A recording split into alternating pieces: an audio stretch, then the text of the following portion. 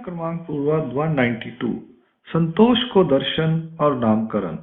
एक दिन प्रातःकाल के समय भगवान श्री चक्रधर स्वामी अनकाई की गुफा की ओर परिभ्रमण के लिए गए। अनकाई गुफा के पास ही छोटा सा शिवलिंग का मंदिर था। उसका द्वार दक्षिण की ओर था। वहां अंदर एक जोगी महात्मा बैठे हुए थे।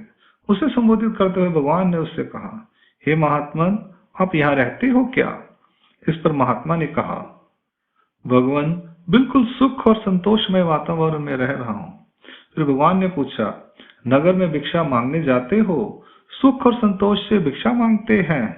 भगवान ने फिर कहा, यहाँ पर रात को सोते हो? हाँ जी, सुख और संतोष के साथ नींद करता हूँ। इस पर अंत में भगवान ने कहा, तो तुम्हें संतोष नाम से ही पुकारना चाहिए।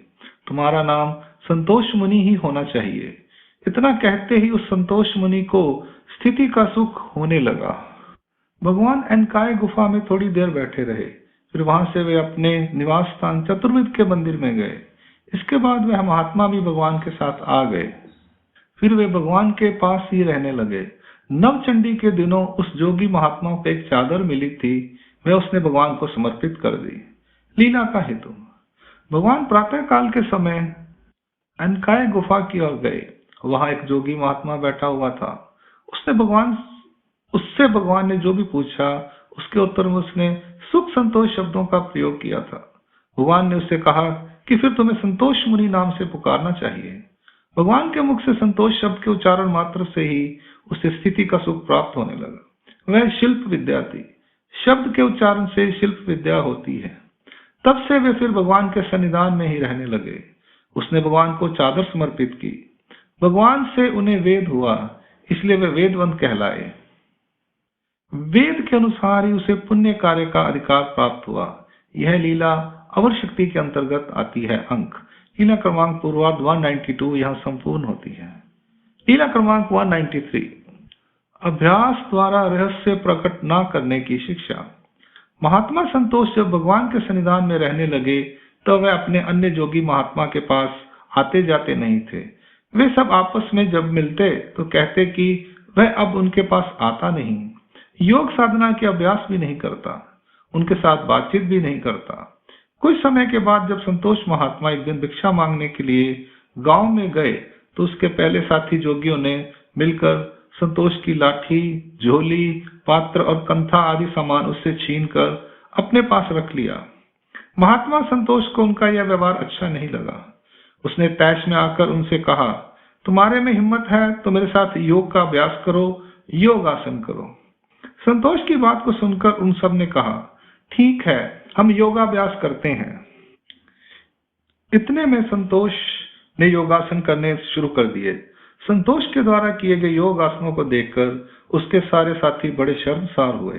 वे कहने लगे कि इसने ऐसे ऐसे आसन लगाकर और सिद्धियां करके दिखाई हैं जिनको हमने आज तक किसी व्यक्ति को करते नहीं देखा। फिर वे अन्य सभी लोग उसकी प्रशंसा करते हुए कहने लगे, इसने तो आज कमाल कर दिया, यह तो इस समय साक्षात गोरखनाथ है। फिर उन सब ने मिलकर उसे आसन पर बिठाकर उसकी पूजा की। उसके मस्तक और बाजुओं पर चंदन का टीका लगाया, उसे फूलों की माला पहनाई, पान का बीड़ा लगाकर दिया, उनके पात्र में काजू आदि खाद्य पदार्थ रखे।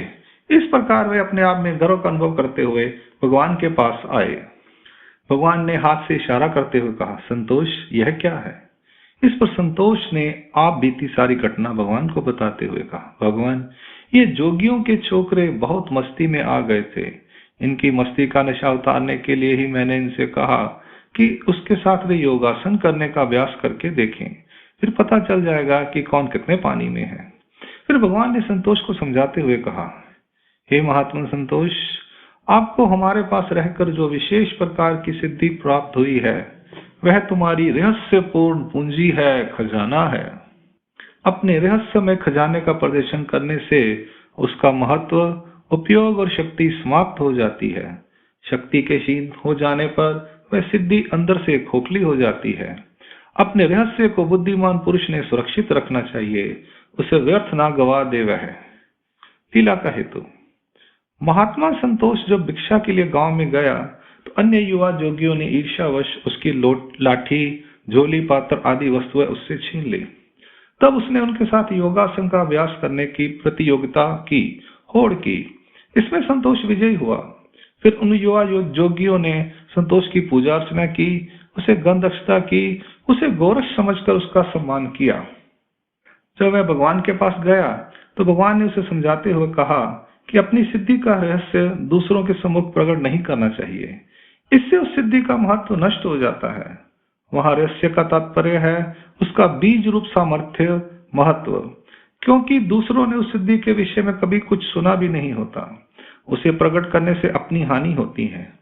यदि दूसरा मनुष्य उसका अनादर कर दे तो रहस्य प्रकट करने वाले को उसका दोष लगता है।